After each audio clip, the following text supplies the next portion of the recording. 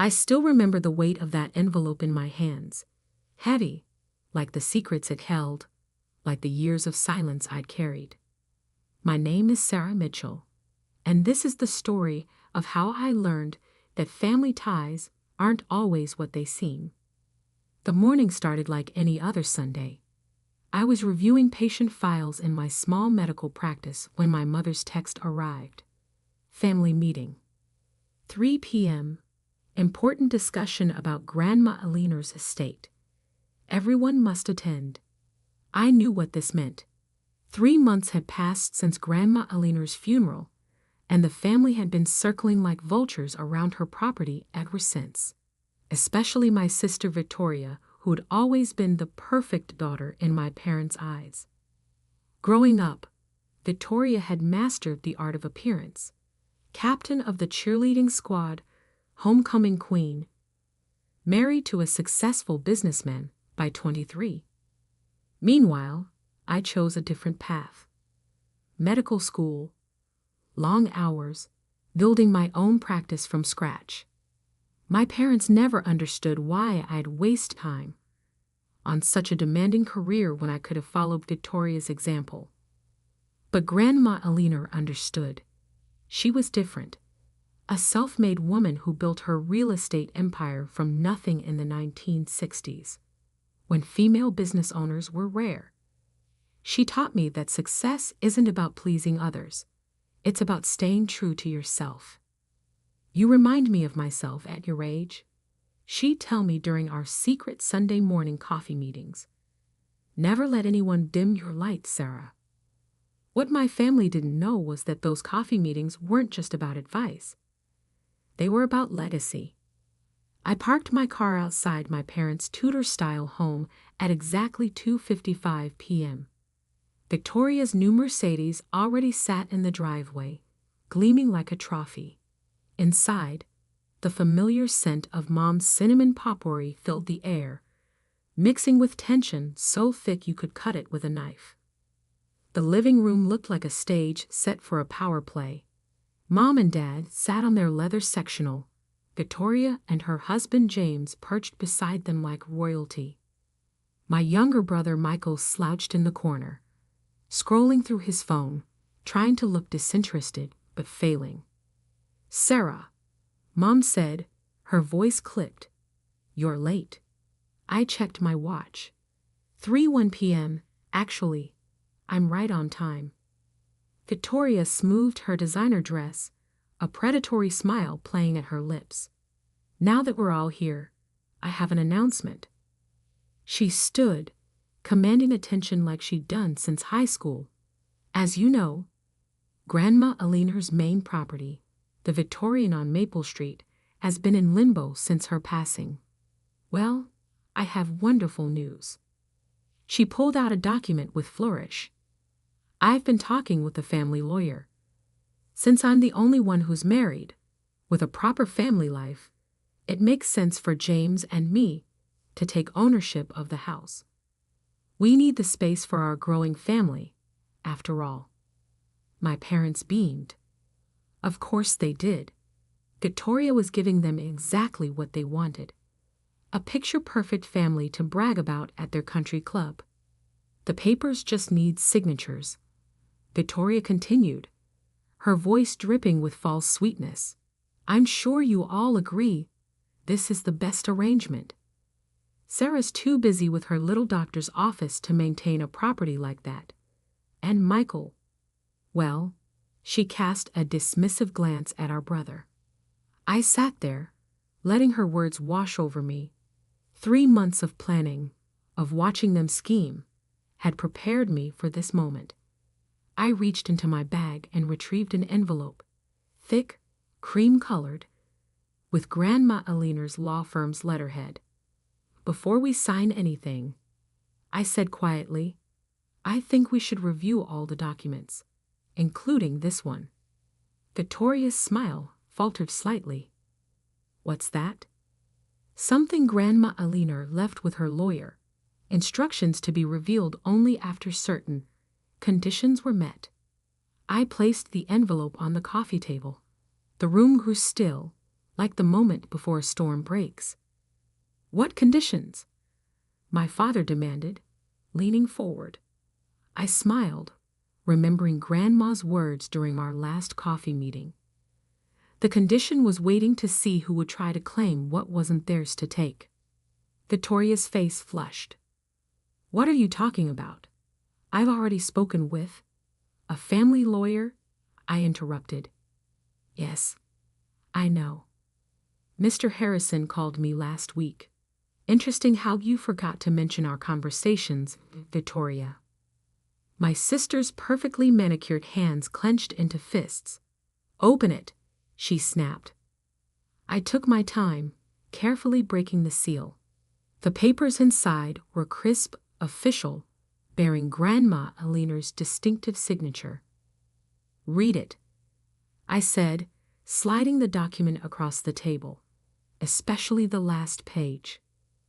"I think you'll find it illuminating." As Victoria snatched up the papers, I sat back, remembering all those Sunday mornings with Grandma, all the lessons she taught me about patience, perseverance, and justice. The truth was about to change everything.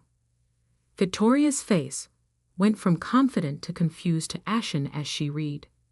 Her hands began to shake. This can't be right," she whispered. Mom grabbed the papers from Victoria's trembling hands. Her eyes widened as she scanned the contents. 6 months ago, I said into the silence, Grandma Aliner legally transferred ownership of not just the Victorian, but all her properties to me. She also left specific instructions about how the family would react and what that would reveal about their true characters. The room erupted into chaos. Victoria lunged for the papers. My father started shouting about family loyalty, and my mother burst into tears. But I remained calm, just as Grandma had taught me. "There's more," I continued, my voice cutting through their protests.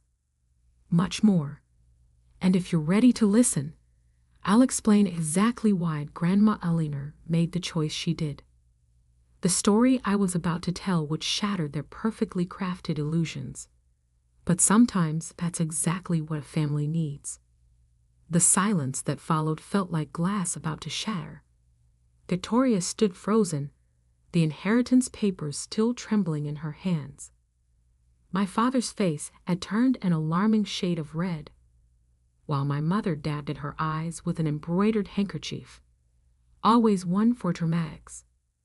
"You manipulated her," Victoria finally spat, her perfectly glossed lips twisting into a snarl. "You turned Grandma Aliner against us during those little coffee meetings of yours." I pulled out my phone, scrolling to a video I'd kept safe for months. Actually, Grandma Aliner wanted to explain her decision herself. The family gathered around as I pressed play. Grandma Aliner's face filled the screen, her silver hair neatly styled, her blue eyes sharp as ever. The video had been recorded in her lawyer's office just 2 months before she passed. "If you're watching this," she began, "then exactly what I predicted has happened. Victoria has tried to claim the Victorian house, and your parents have supported her decision without consideration for fairness or truth." Victoria tried to interject, but Dad shushed her, his eyes glued to the screen. "For years," Grandma continued, "I've watched this family's dynamics with growing concern. I've seen how Sarah was treated, pushed aside, criticized for her ambitions, expected to give way to Victoria's demands. But I've also seen something else. I've seen Sarah build a medical practice from nothing, just as I built my real estate business. I've seen her help patients who couldn't afford care, quietly paying their bills from her own pocket.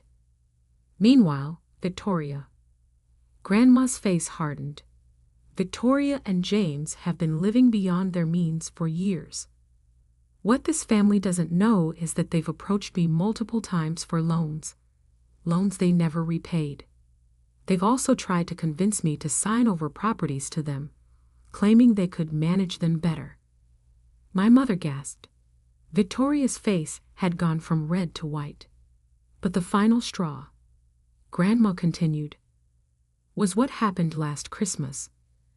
Victoria and James came to me with paperwork, asking me to sign what they claimed was a holiday card.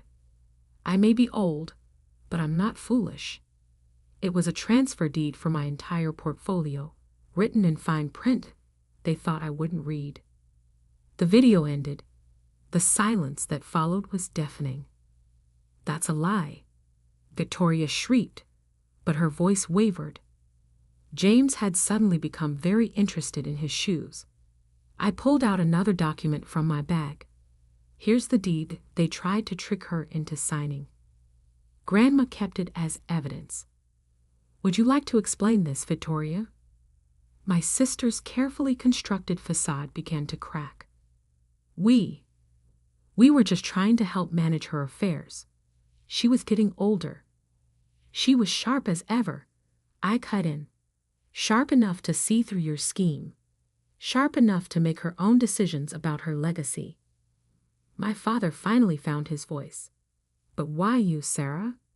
You've never shown any interest in real estate. I laughed, but there was no humor in it. Really, Dad? Did you forget that I helped Grandma modernize all her property management systems 3 years ago? Or that I've been handling the maintenance coordination for her buildings while running my practice? Of course you did, because in this family, if Victoria doesn't do it, it doesn't count. But we're family, my mother pleaded, still clutching her handkerchief. We can work something out. Split things evenly, like you split your attention evenly when we were growing up. I asked quietly. Like you split the college fund evenly before giving Victoria my portion for her wedding? Or like you split holidays evenly before deciding Victoria's in-laws were more important? Michael, who had been silent until now, let out a low whistle. She's got you there, Mom. I stood up, gathering my things. The properties stay as Grandma Eleanor intended. I've already met with her management team, reviewed all accounts, and I paused, letting the next revelation sink in, discovered some interesting financial discrepancies during Victoria and James's brief time helping with the books. James finally looked up, fear flashing across his face. Victoria grabbed his arm, her knuckles white. What do you mean, discrepancies? My father demanded. I think that's a discussion Victoria and James should have with their lawyer, I replied calmly. I've already forwarded the documentation to the relevant authorities. Victoria lunged forward, her composure completely shattered. You can't do this to me. I'm your sister. Yes, you are, I agreed. And that's exactly why I'm doing this. Family doesn't mean enabling fraud, Victoria. It doesn't mean watching silently while you try to steal from our grandmother. I turned to my parents, who sat shell-shocked on their expensive couch. Grandma Eleanor left something for you too. A letter explaining exactly how she felt about your treatment of both your daughters. Would you like to read it now, or should I have it delivered with the rest of the legal documentation? My mother burst into fresh tears. My father's face had moved from red to purple. You'll regret this, Victoria hissed. We're not done. I smiled, remembering Grandma Eleanor's words from our last coffee meeting. Actually, Victoria, we are. But don't worry. I'll make sure the Victorians' new owners maintain it beautifully. New owners? James sputtered. What do you mean? I mean, I'm converting it into a medical residence for doctors in training. Affordable housing for people who actually want to help others. Grandma Eleanor loved that idea. As I walked toward the door, I heard Victoria's carefully curated world continuing to crumble behind me. But I wasn't finished. There was one more revelation to come, one that would shake this family to its very foundation. I turned back one last time. Oh, and Victoria, you might want to check your mail tomorrow. There's something about your perfect marriage that Grandma Alina discovered during her final investigation. Something I think Mom and Dad will find very interesting. The color drained from both Victoria and James's faces. They knew exactly what I meant, and tomorrow, everyone else would know too. The next morning dawned crisp and clear, but the storm I'd set in motion was just beginning to break. I sat in my office, reviewing patient files when my phone started buzzing. First my mother, then my father, then a stream of family friends and relatives. I let them all go to voicemail. They'd had years to listen to me. Now it was my turn to control the conversation. At exactly 9:00 a.m., I knew the certified letters had been delivered. I timed everything perfectly, just as Grandma Alina had taught me. Timing, Sarah, she'd said during one of our last meetings, is the difference between justice and revenge. The first text came from Michael. Holy shit, sis. You weren't kidding about Victoria's marriage. Mom's having a meltdown. I could imagine the scene at my parents' house as they read the private investigator's report Grandma Alina had commissioned before her death. The report revealed that James and Victoria's perfect marriage was built on a foundation of lies. Not only had James been embezzling from his company, which explained their mysterious wealth, but he has second family in Boston, a wife and 2 children predating his marriage to Victoria. The proof was irrefutable. Marriage certificates, birth certificates, bank statements showing regular transfers, and photos of James at his other son's baseball games just last month. Victoria had to have known.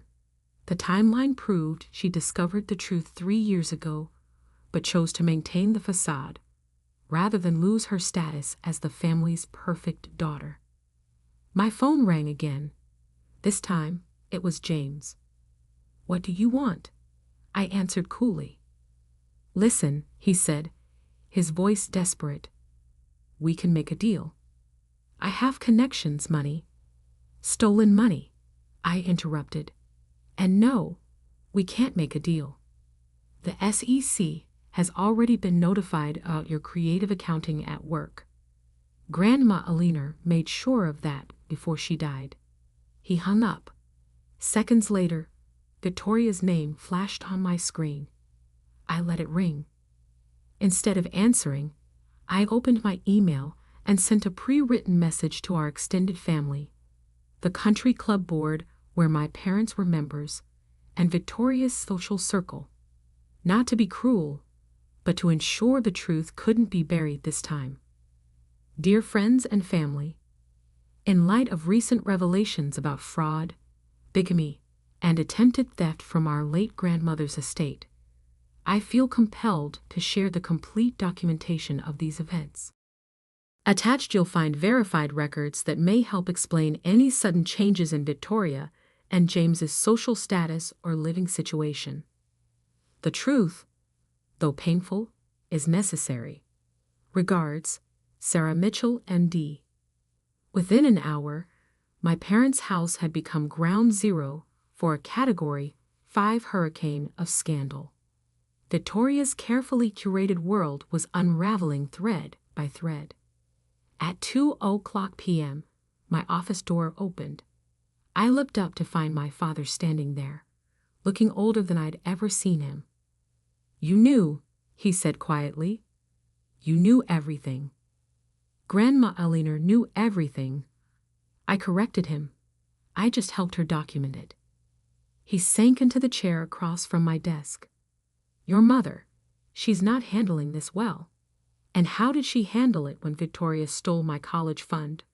Or when she kicked me out for choosing medical school over the husband Victoria picked for me? He flinched. We thought we were doing what was best. No, I cut him off. You did what was easiest. Supporting Victoria was always easier then acknowledging that I might have chosen a better path. Can we? He hesitated. Can we fix this? I pulled out another envelope, the last one. Grandma Alina thought you might ask that. She left this for you and Mom. It's not just a letter this time. It's a choice. He took the envelope with trembling hands. Inside, I continued, you'll find 2 documents. One is a commitment to family therapy, fully paid for by Grandma's estate. The other is a complete severance of family ties, including removal from all trusts and family accounts. You can't be serious. Deadly serious. Grandma Alina believed in second chances, but she also believed in earning them. You have 24 hours to decide. Do you want to rebuild this family the right way? Or do you want to cling to the lies you've told yourselves? He stared at the envelope for a long moment. And Victoria has her own choice to make. The evidence of James's fraud has already been submitted to the authorities. She can cooperate with the investigation or go down with him. That's her decision. Just then, my phone buzzed with a text from Michael. Victoria just tried to access her offshore accounts. They're frozen. She's screaming about buying a ticket to Boston to kill that bastard. Should I call someone? I smiled slightly. Justice has its own timeline, I told my father. Now, if you'll excuse me, I have patients waiting. He stood slowly, clutching the envelope like a lifeline. At the door, he paused. We really messed up, didn't we? Yes, I said simply. But that's not the important part. The important part is what you do next. After he left, I walked to my office window, looking out at the city Grandma Alina had helped build. The Victorian house stood in the distance, its elegant spires reaching toward the sky. By next month, it would be full of young doctors, starting their careers with the same determination I'd had. My phone buzzed one final time. A message from Victoria. I hope you're happy. You've destroyed everything. I typed back a single line. No, Victoria. You did that yourself. I just turned on the lights. Then I switched off my phone, picked up my next patient's file, and got back to work. Because that's what Grandma Alina taught me. Success isn't about destroying others. It's about building something meaningful from the ashes of what they tried to destroy in you. 3 months later, I sat in my favorite coffee shop, the same one where Grandma Alina and I used to meet. My parents had chosen therapy, though Victoria hadn't spoken to any of us since James's arrest. Michael had moved into one of the smaller properties, returning to college with a new appreciation for honest work. As I sipped my coffee, I opened Grandma Alina's journal, her last gift to me. On the final page, she'd written, Dearest Sarah, remember that strength isn't about having power over others. It's about having the courage to stand firm when others try to take your power away. You've always been my true heir, not because of what you'll inherit, but because of what you've built. Keep building, keep healing, keep standing tall. Love, Grandma Alina. I closed the journal, smiling as I watched the sunrise paint the sky in shades of possibility. Sometimes the greatest inheritance isn't what's written in a will. It's the strength to finally stand up and say, no more. The Victorian house stood proud against the morning light, its windows gleaming with promise.